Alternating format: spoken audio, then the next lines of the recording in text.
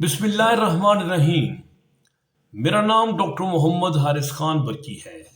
अल्लाह के फजल से लाखों का सेक्रेटरिक और सेक्सुअल कोच हूँ।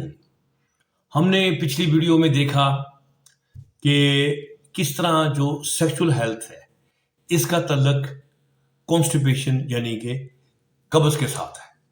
मैंने वाज़ेह किया मुख्तलिफ आपको तकाबली जायजे लेकर कि जो कब्ज़ है ये आपकी सेक्सुअल हेल्थ को डिटेरिएट कर रही होती है, ये उसको ये ख़राब कर रही होती है, ये उसका बैंड बजा रही होती है। बैंड समझते हैं?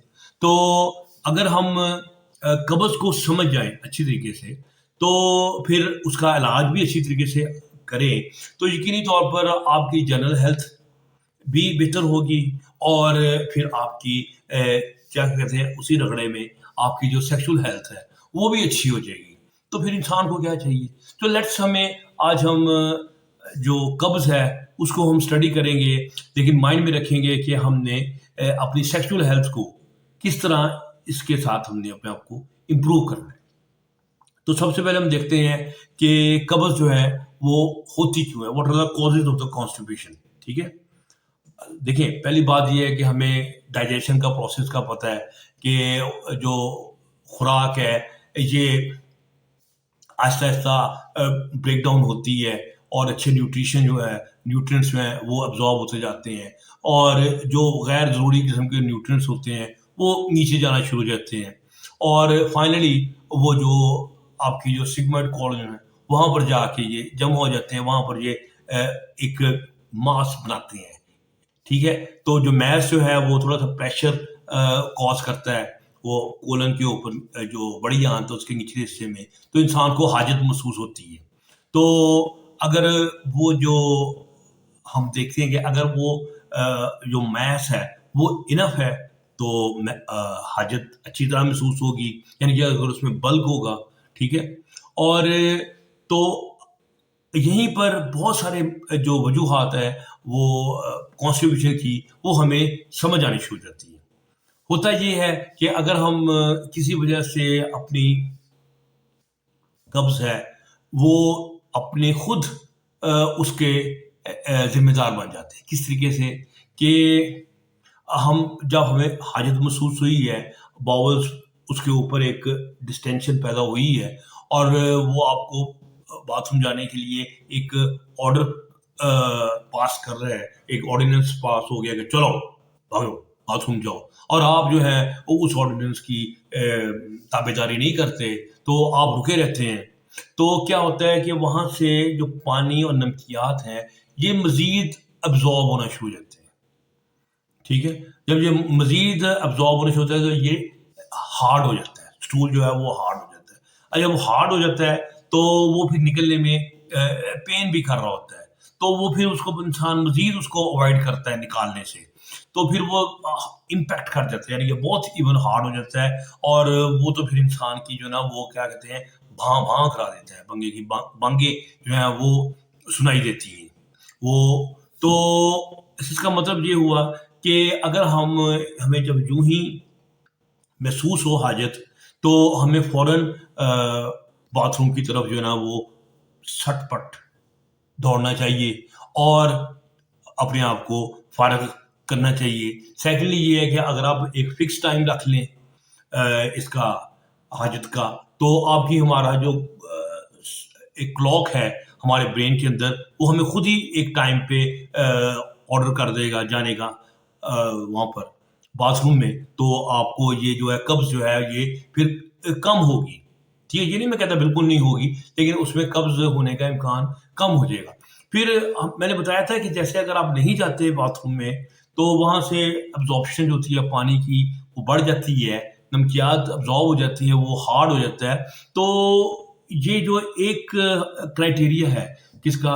कॉन्स्टिपेशन का, वो ये है कि अगर आपको स्टूल बहुत सख्त आए तो और वो 10 मिनट तक आप उसकी स्ट्रगल करते रहें उसको एक्सपेल करने की, तो इसका मतलब है आप कब्ज़ी हैं। ठीक है?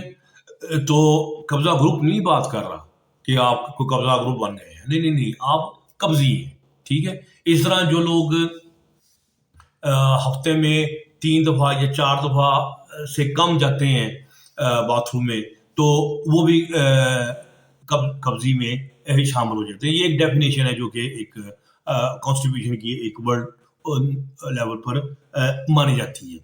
तो एक वजह तो हमारे ये सामने आ गई, ठीक है।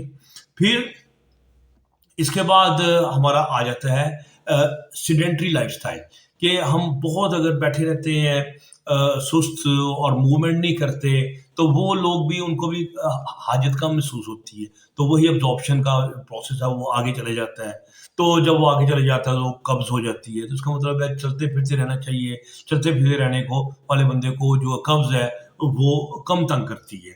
अच्छा, फिर इसके पीछे एक और अहम चीज़ है जिसे हम बल्क के मतलब कहते हैं, कि जब देखना अगर हमारी फूड में कोई रफेज नहीं है, उसमें कोई फाइबर नहीं है, हम मसलन आटा खाते हैं वाइट, सारे का ज़्यादातर अब्जॉर्ब हो जाता है। इस तरह हम मीट खाते हैं, ये भी ज़्यादातर चीज़ें अब्जॉर्ब हो जाती हैं। तो अब ये क्या है कि इसका मतलब ये है कि वो बल्क है, उस स्टूल का वो कम बनेगा। जब स्टूल का बल्क कम बनेगा, कम प्रेशर डालेगा, आपको हाजत महसूस नहीं होगी, तो फिर ऐन मुमकिन है कि फिर आपको वो कब्ज़ हो जाएगी। तो ख़ास तौर पे जो लोग फास्ट फूड खाते हैं, उन लोगों के साथ ये रोना-पीटना, उनकी चीखो-चहाट जो है वो चलती रहती है कि ये मेरे साथ क्या हो रहा है। फिर उसी कब्ज़ की वजह से फिर उसको सेक्सुअल फंक्शन भी डिसफंक्शन भी हो जाए, तो फिर तो उनकी जो चीखें हैं वो 7 समुंदर पार जा रही होती हैं। तो फास्ट फूड लेने की वजह से भी कब्ज़ में इज़ाफ़ा हो जाता है। ठीक हो गया?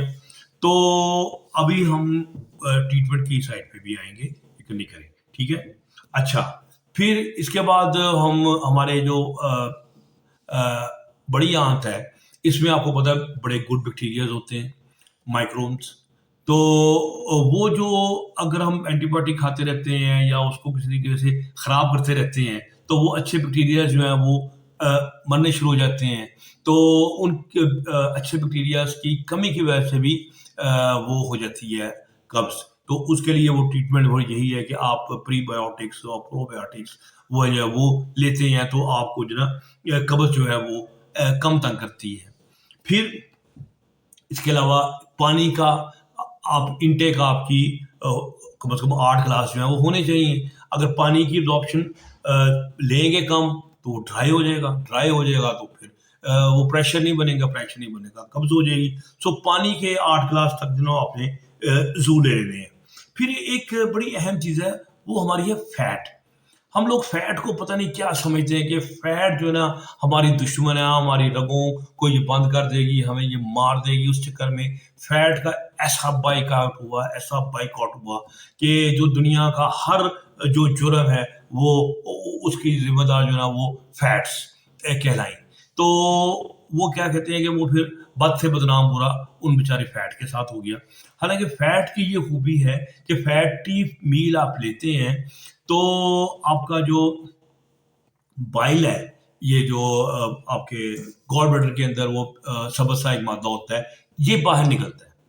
अब जब ये बाहर निकलता है, तो इसके अंदर बाइल सॉल्ट्स होते हैं, और जो कि आपको डाइजेशन में बहुत हेल्प कर रहे होते हैं, और साथ-साथ इसके कोलेस्ट्रॉल भी निकल रहा होता है। तो ये अब इसका मतलब ये है कि अगर आप फैटी मील नहीं लेते, फैट उसमें कम है, वो वही का वही रह जाएगा। उससे वो एक स्टोन भी बन सकते हैं, गॉल स्टोन भी बन सकते हैं, और सेकंडली ये है कि आपको उससे कब्ज़ भी हो सकती है, ठीक है? फिर इसके बाद हमारा आ जाता है स्ट्रेस एंड एंजाइटी। स्ट्रेस और एंजाइटी जो है ये ब्रेन का फंक्शन है, और ब्रेन का फंक्शन जो है ये आपके इम्यून सिस्टम पे भी काम करता है। इस ब्रेन जो है ये आपकी गट की मूवमेंट्स पे भी इसका बड़ा इफेक्ट आ रहा होता है। और फिर ब्रेन जो है जब ये इंसान ज़्यादा सोचता है, तो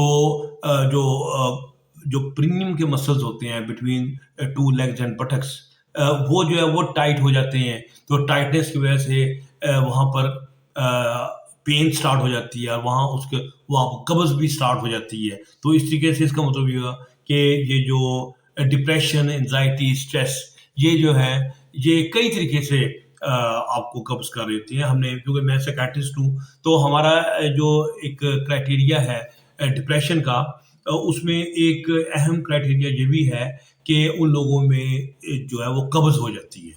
यानी कि कब्ज़ का और डिप्रेशन का एक एक बड़ा चोली दामन का साथ है। एक बड़ी मोहब्बतें हैं, बढ़िया प्यार और पपियाँ-जप्पियाँ उन दोनों में होती रहती हैं, डिप्रेशन में और कब्ज़ में।